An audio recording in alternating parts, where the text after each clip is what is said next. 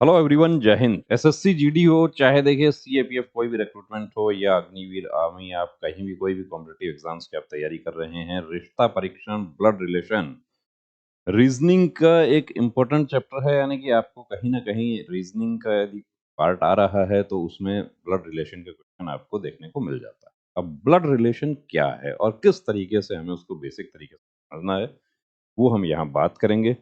तो blood relation, रक्त संबंध, रिश्ता परीक्षण जैसा भी है, तो मानव समाज में रहता है, सामाजिक प्राणी है। रिश्ते दो प्रकार से बनते हैं। एक तो जन्म से, कि जन्म लेते ही एक बच्चा जन्म लेता है, बहुत सारे रिश्ते बन जाते हैं। और दूसरा विवाह जैसी सामाजिक संस्थाओं से, कि विवाह होता है तो पति पत्नी, सास ससुर, देवर जेठ ननद, ये इस तरीके के रिश्ते जो है उसके साथ बन जाते हैं। जन्म होता है, उसमें रिश्ते बन जाते हैं।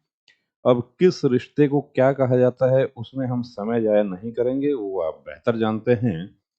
यहाँ पर देखिए, जो बेसिक चीजें आपको ध्यान रखनी है कि जो डायग्राम बनाने वाला जो काम है वो हो गया है पुराना। हम उस पे ना जाके हम बेसिक चीजें पहले समझें कि बेसिक क्या है इसमें। तो बेसिक है, देखिए इसमें जो जानकारी आपको चाहिए कि एक पीढ़ी बराबर एक सीढ़ी, और मेल को यहाँ हम प्लस और फीमेल को माइनस से डिनोट करें तो हमारे लिए थोड़ा-सा उसको सॉल्व करना जल्दी हो जाता है। टाइम जो है वो हम यहाँ पर बचा सकते हैं। एक पीढ़ी बराबर एक सीढ़ी, वो कैसे होगा वो उस पर आगे आते हैं। एक होता है प्रत्यक्ष जानकारी और दूसरी होती है अप्रत्यक्ष जानकारी। और जेंडर का ध्यान रखना है कि लिंग, महिला पुरुष को यहाँ पे हम थोड़ा-सा समझ लेंगे अच्छे से, तो सॉल्व करने में बहुत आसानी हो जाती है। अब एक पीढ़ी बराबर एक सीढ़ी, कि देखिए कि राम का भाई लक्ष्मण है, तो राम का भाई लक्ष्मण है, ये लक्ष्मण जो है वो राम के बगल में इस तरीके से आ जाएगा, राम का भाई। अब यहाँ पर राम लक्ष्मण पर नहीं जाना आपको, राम का भाई लक्ष्मण है, तो इससे ये तो पता चल गया कि ये लक्ष्मण है। लेकिन यदि यही ऐसे आता है कि ए बी का भाई है, तो या ए का भाई बी है, इस तरीके से हो, तो बी तो भाई है प्लस हो गया, लेकिन ए का अभी तक पता नहीं चला है कि ए पुरुष है या महिला है। यहाँ राम तो हम ये कह देंगे कि राम जो है वो तो हमारे पौराणिक कथाओं की बात करें तो उस पे नहीं जाना हमें। हमें ये देखना है कि किसके बारे में प्रत्यक्ष जानकारी दी गई है। प्रत्यक्ष जानकारी दी है। अब एक पीढ़ी यानी कि भाई बहन, ये जो है एक पीढ़ी में आएंगे। भाई की पत्नी, बहन का पति, ये एक पीढ़ी में। लेकिन ए बी का पिता है। अब ए बी का पिता है, उस स्थिति में बी क्या है? ए तो पिता है, लेकिन बी पुत्र है या पुत्री है, ये अभी क्लियर नहीं हुआ है, जब तक कि बी के बारे में बी कोई जानकारी आपको ना दे दी जाए। आगे आपको ये कहा जाता है बी सी का भाई है, तो भाई है इसका मतलब ये माइनस हटा दें, ये प्लस हो गया, ये भाई हो गया। और बी, अब अप्रत्यक्ष क्या हो गया कि ए और सी की यहाँ पे अप्रत्यक्ष जानकारी हो गई। या इसी तरीके से एक चीज यहाँ पे, इस पे बाद में आते हैं, कि यहाँ देखिए कि ए का चाचा बी है। अब ए का चाचा बी है, तो ए का चाचा बी है, तो बी ऊपर ऊपर वाली पीढ़ी में आएगा और नीचे ए जो है नीचे आएगा। लेकिन ऐसा यदि आप लिख देंगे चाचा प्लस है, तो ये तो गलत डायग्राम बन गया हमारा। ए का चाचा बी है, इसका मतलब क्या है कि ए कोई है, उसका कोई पिता है और उस पिता का भाई बी है। इस तरीके से ये डायग्राम बनेगा। ये ध्यान रखना है कि प्रत्यक्ष जानकारी और अप्रत्यक्ष जानकारी। ए का चाचा बी है, ये अप्रत्यक्ष, ए और बी का क्या है? अप्रत्यक्ष संबंध बताया गया है। अब का बराबर कौन, पौराणिक कथाओं पे फिर आ जाते हैं कि रामायण के हिसाब से राम का सीता से क्या संबंध है। अब यदि उस विकल्प में पति और पत्नी दोनों दे दिया, तो आप ऑप्शन में आंसर क्या करेंगे? तो यहां ध्यान रखना है का, जिसके साथ में का लगा हुआ, यहां पर राम का, राम क्या है? राम यहां पर पति है, तो राम पति है, तो ये हो जाएगा। यदि इसी को इस तरीके से लिखा जाता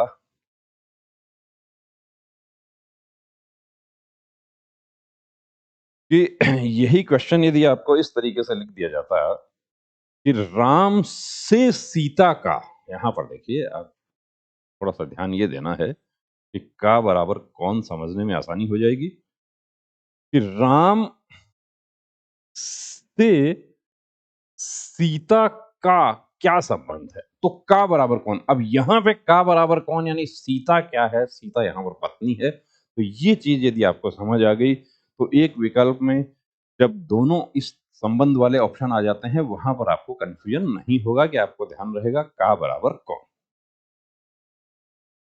अब देखिए आर-डी का पुत्र है। अब आर-डी का पुत्र है, सॉरी आर-डी का पुत्र है, तो आर क्या हो गया? प्लस हो गया।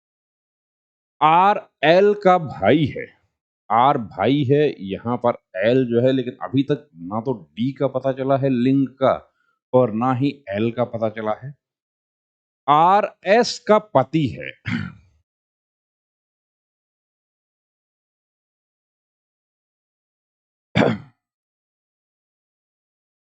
तो यहाँ पे देखिए कि आर एस का पति है। अब जब पति-पत्नी का यदि आपको संबंध देना हो, तो आपको इस तरीके से, क्योंकि एक लाइन में रखना है, लेकिन पति-पत्नी का संबंध आपको देना हो तो आर एस का पति है। आर तो पहले से ही आपको पता है कि पुरुष है और एस का पति है, तो भी वो पति पुरुष है और एस क्या हो जाएगा? माइनस हो जाएगा।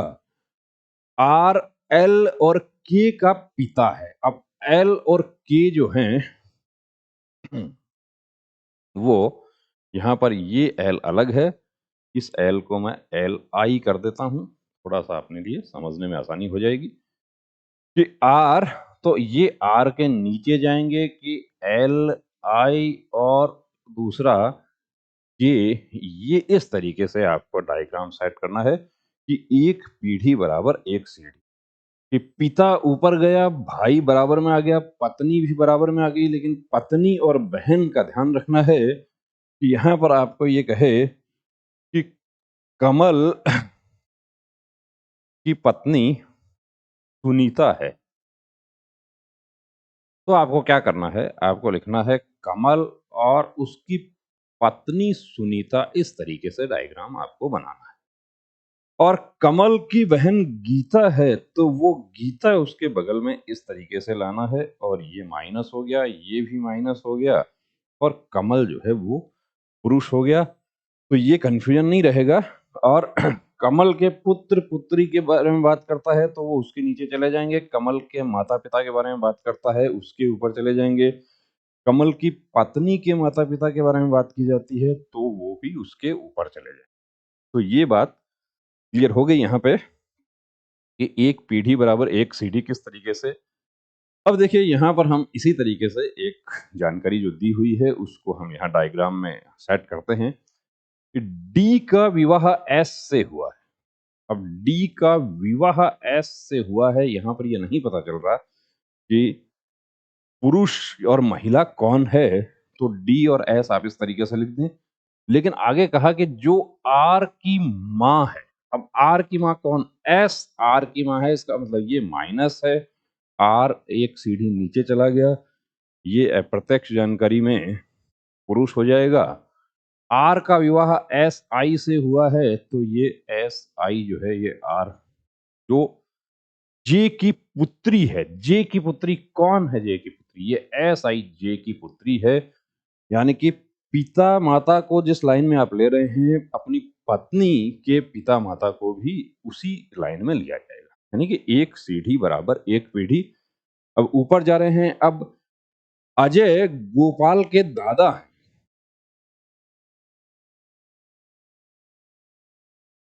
अजय गोपाल के दादा हैं। अब इसको आप कैसे सेट करेंगे? तो अजय गोपाल के दादा हैं, यानी कि गोपाल के कोई पिता हैं, तो एक सीढ़ी ऊपर, और उनके भी पिता जो हैं वो अजय हैं। तो इस तरीके से ये अप्रत्यक्ष जानकारी अजय गोपाल के दादा, ये बात आपको समझ आ गई। इसको पॉज़ करके देख लीजिए। यानी इस एक क्लास में ही देखिए आपको रिश्ता परीक्षण जो है वो पूरा आपका ऐसा क्लियर हो जाएगा कि आप कभी जीवन में नहीं भूलेंगे।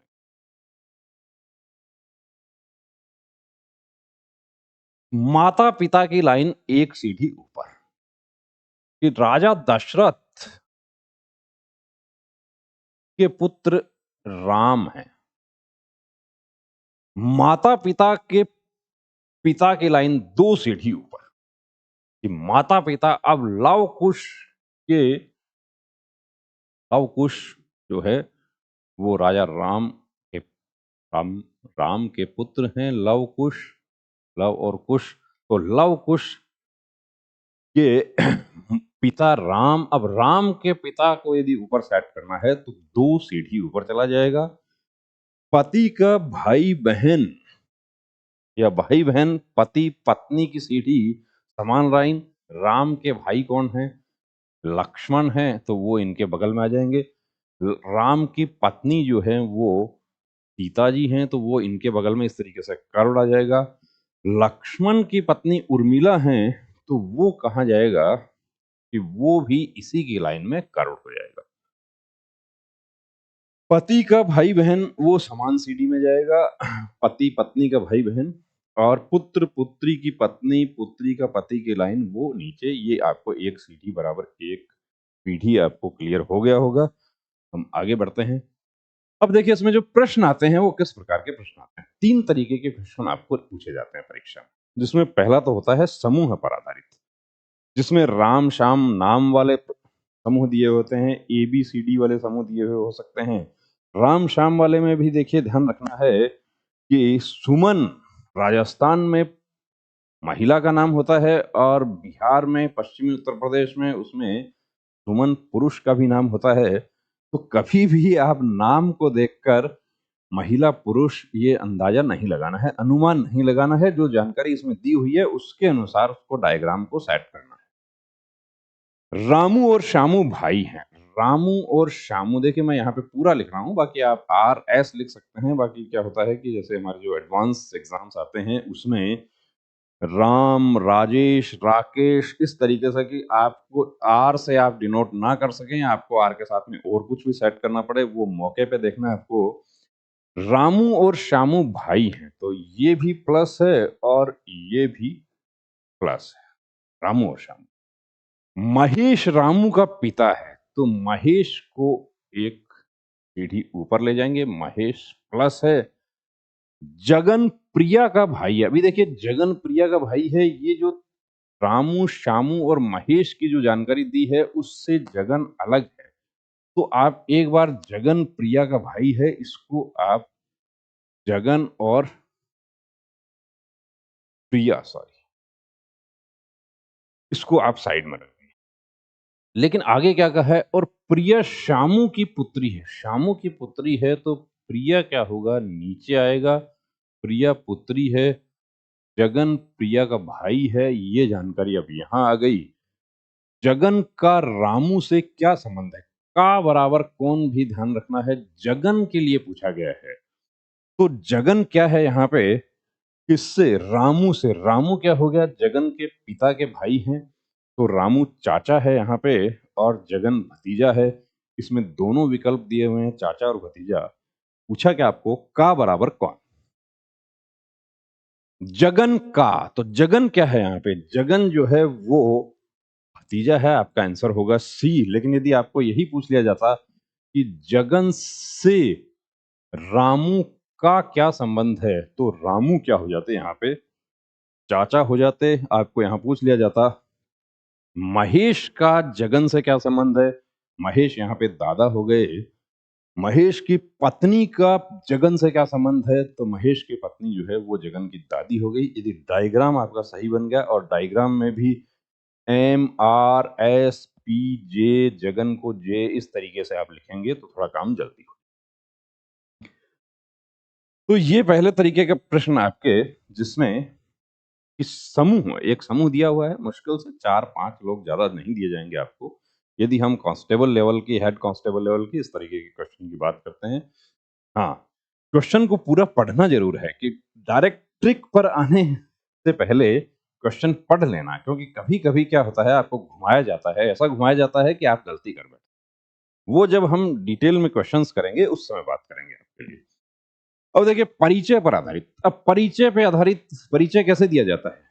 कि आप किसी से मिलते हैं, तो आपके साथ में कोई है या कोई 2 लोग आपको मिले जिनको दोनों को आप जानते हैं या एक आदमी को आपको किसी को इंट्रोड्यूस करवाना है, तो आप कैसे बताएँगे? आप यही कहेंगे कि ये है मेरे भाई हैं, तो यहाँ पर इस तरीके से डायरेक्ट नहीं कहा जाता। यहाँ पर थोड़ा घुमाया जाएगा। अब घुमाया जाएगा उसमें डायग्राम वाला काम नहीं करना है। आपको देखिए तस्वीर में आपको एक तस्वीर की ओर इशारा किया जा सकता है। एक तस्वीर की ओर इशारा करते हुए, अब एक पुरुष की तस्वीर की ओर इशारा करते हुए, यानी कि जेंडर जो लिंग की हम बात कर रहे हैं, वो आपको कहीं प्रश्न के शुरू में ही पता चल गया।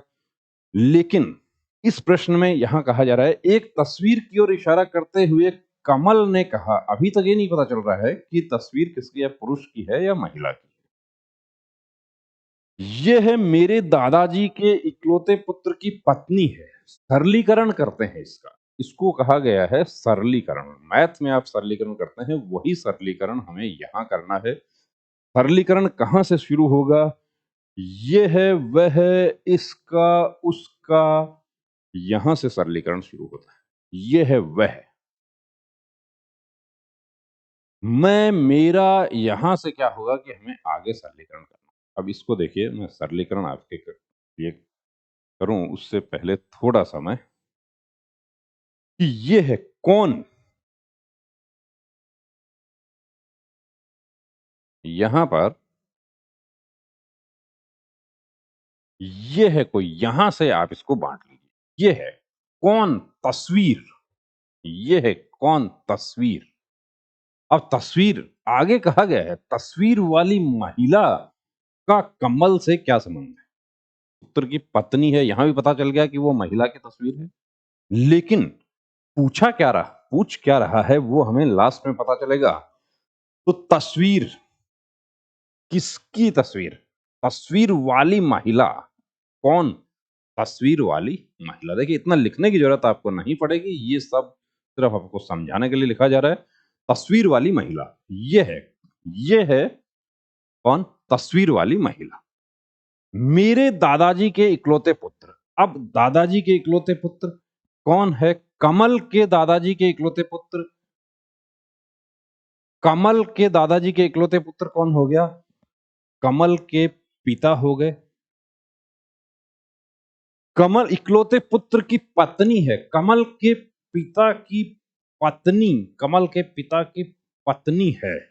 तस्वीर वाली महिला कमल के पिता की पत्नी है। इसको और आगे सरलीकरण कैसे कर लिया कि कमल की माँ है। ये लीजिए। सरलीकरण कहाँ हो गया हमारा? तस्वीर वाली महिला कमल की माँ है।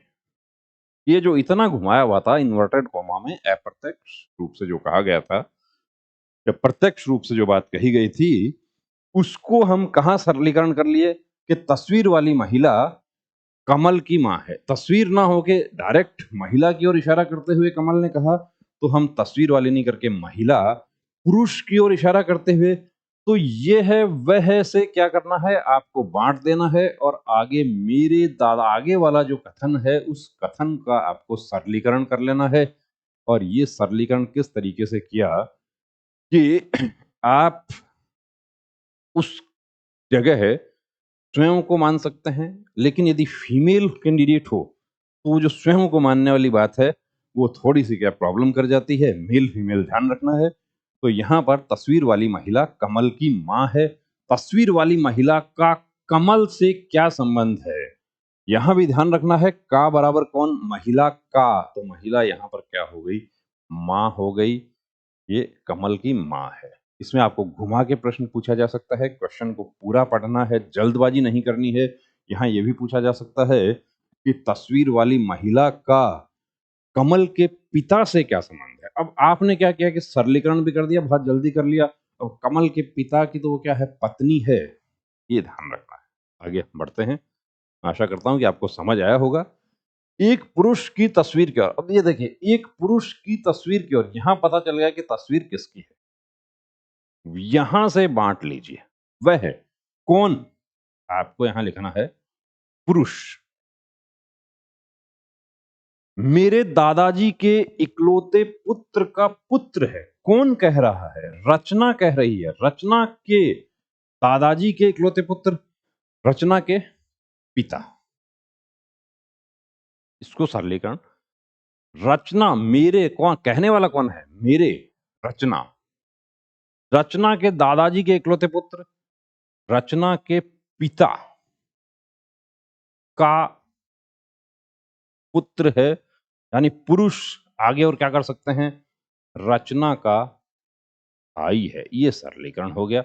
ये छोटे से छोटा रूप इस वाक्य का ये हो गया कि पुरुष क्या है? रचना का भाई है। तो रचना का तस्वीर वाले पुरुष से क्या संबंध है? इसमें क्या होगा? रचना क्या है यहां पर? का बराबर कौन? बहन। तो रचना के पिता का तस्वीर वाले पुरुष से क्या संबंध होगा? क्या क्या संबंध है? रचना के पिता का, रचना के पिता का क्या है? रचना के पिता तस्वीर वाले पुरुष के क्या बराबर कौन? का बराबर कौन, ध्यान रखना है। तो रचना के पिता उस तस्वीर वाले पुरुष के भी क्या है? पिता है, क्योंकि रचना का भाई है वो। तस्वीर वाले पुरुष का रचना के पति से क्या संबंध है? अब रचना तस्वीर वाले पुरुष का रचना, अब पुरुष क्या है? रचना का भाई है। तो रचना के पति का क्या हो गया वो? कि रचना और रचना का भाई है पुरुष, और रचना के पति हैं, तो उनका साला और बहनोई का उनका संबंध हो गया। का बराबर कौन जो पूछ रहा है, तो मैं समझ सकता हूं कि सरलीकरण आपको कहां से बांटना है, वह से बांटना है। वह को अलग कर लिया और आगे वाला जो वाक्य है उसको सरलीकरण कर दीजिए। इस तरीके से आप करेंगे, बहुत आसान लगेगा आपको, और बहुत जल्द ही, जिसको कहते हैं आपको कि सेकंड्स में या बिना पेन कागज का इस्तेमाल किए आप इसको सॉल्व कर लेंगे।